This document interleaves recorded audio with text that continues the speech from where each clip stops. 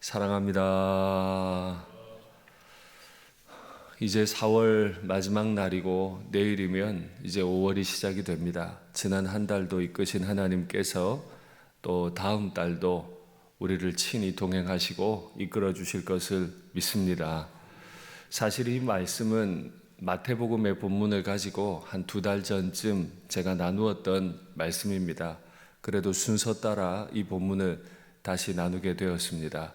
잘 아시는 것처럼 유월절을 앞두고 유대 정신으로, 이스라엘 정신으로 가장 충만하던 때, 모세의 율법을 따라서 지중해 전역에서 유대 사람들이 다 모여든 바로 그때 바리새인들도 찾아왔을 뿐 아니라 오늘은 사두개인들도 찾아와서 예수님 앞에 질문을 하게 된 겁니다. 사두개인들 중 어떤 이들이 왔다.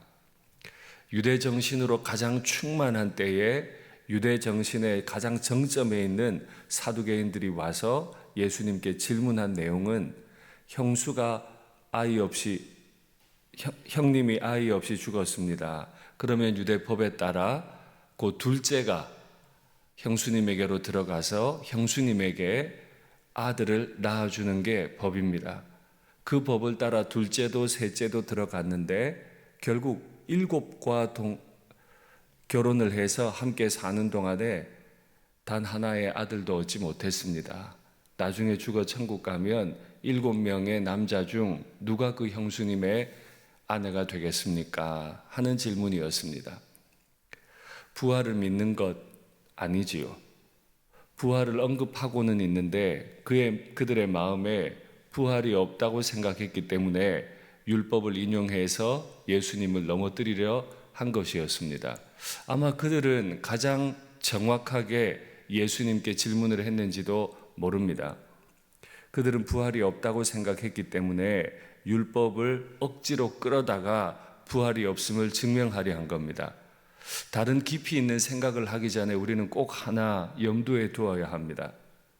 성경을 이해하려 할 때 내 생각을 가지고 성경 안으로 들어가면 안 됩니다. 내가 이미 가지고 있던 생각들, 내가 알고 있는 지식들을 가지고 성경 안으로 들어가면 안 되고 성경은 성경을 가지고만 해석해야 합니다. 그렇지 않으면 성경 해석이 시대에 따라 달라질 것이기 때문에 그렇습니다. 성경의 원리는 성경을 가지고만 세워지게 되는 겁니다. 주님께서 우리의 마음을 깨끗하게 해주셔서 성경을 대하는 우리의 마음을 깨끗하게 해주셔서 내가 동의가 되든 동의가 되지 않든 하나님의 말씀을 위로부터 내 마음에 잘 받는 은혜가 있으면 좋겠습니다. 우리는 간혹 성경을 끼워 맞추려고 해요. 내가 주장하고 싶은 말을 인용하는데 사용할 뿐이에요. 그건 성경을 받는 바른 태도가 아닙니다. 우리가 성경 아래에 있어야지 성경이 내 손바닥에, 성경이 내 발 아래에 있으면 안 됩니다. 성경은 성경으로만 해석하는 연습을 우리가 많이 할 수 있으면 좋겠습니다. 그게 성경을 하나님의 말씀으로 믿는 방법이기 때문에 그렇습니다. 예수님께서 그들의 말을 들으시고 한마디로 정리를 하십니다. 사람이 죽으면 다시는 시집가고 장가가는 일이 없다. 왜냐하면 하나님께는 다 부활의 자녀로서 하나님의 자녀이기 때문이다. 너희는 성경을 완전히 오해했다. 신자들이 죽는다 하더라도 다시 부활된 이후에는 다시 죽을 일이 없다. 이는 천사와 동등하기 때문이다. 이 말씀을 선언하시고는 이걸 이해를 못하고 있는 사두개인들을 위해서 모세라고 하는 사람을 소급을 해서 언급을 해 주십니다.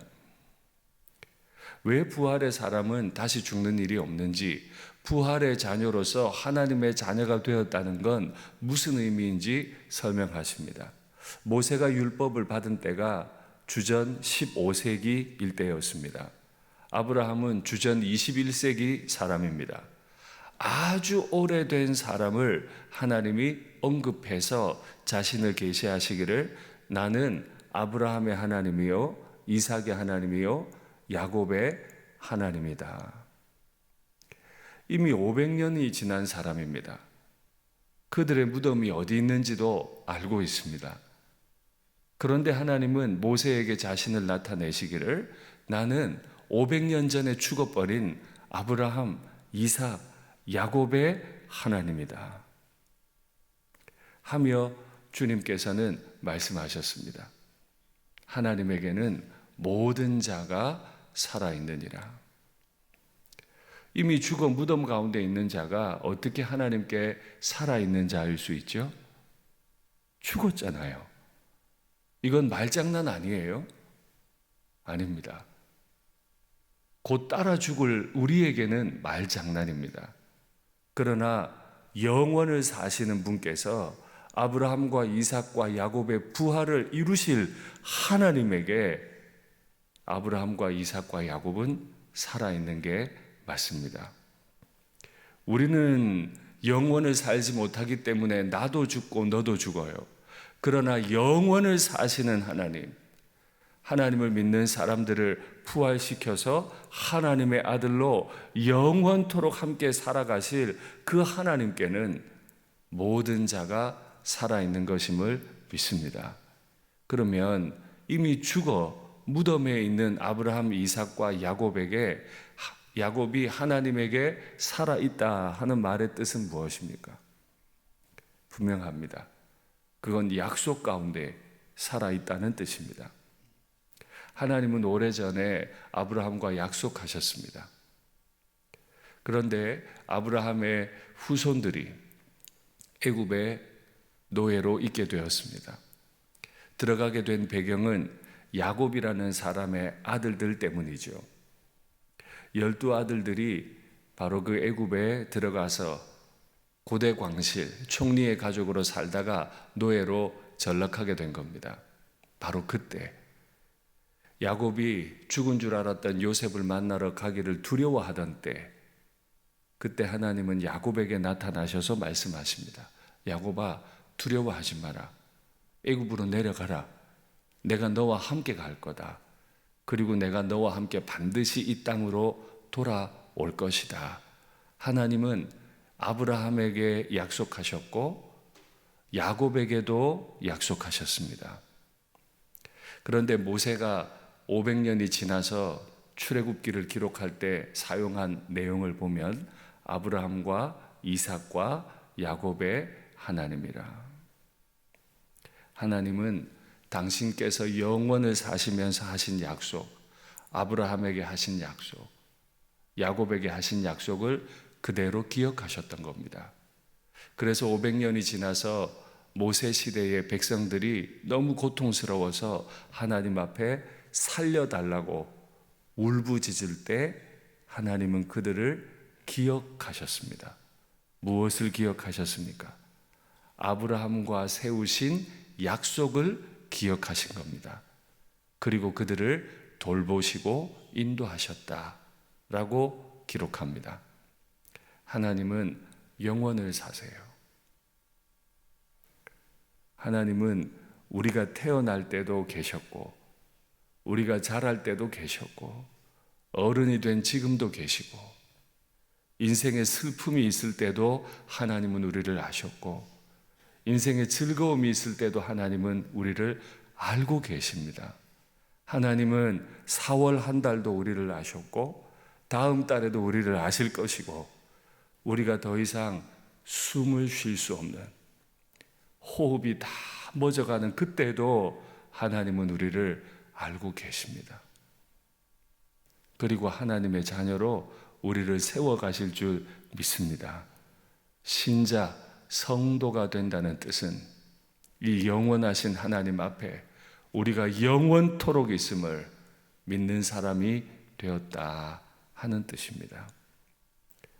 지금도 우리는 하나님 앞에 늘 살아있고 우리가 땅 아래로 들어간 그때에도 우리는 하나님 앞에 살아있는 자로 살게 될 것임을 믿습니다. 말씀을 맺겠습니다. 죽음은 늘 우리를 두렵게 합니다. 잊혀지는 건 우리를 늘 두렵게 합니다. 삶의 많은 염려와 걱정들이 우리에겐 끊임없이 있습니다. 그러나 그때에도, 그 순간에도 우리가 감사할 수 있고 찬송할 수 있고 간증할 수 있는 이유는 영원토록 우리를 기억하시고 그 약속하신 바를 반드시 이루실 하나님이 내 아버지 되시기 때문인 줄 믿습니다.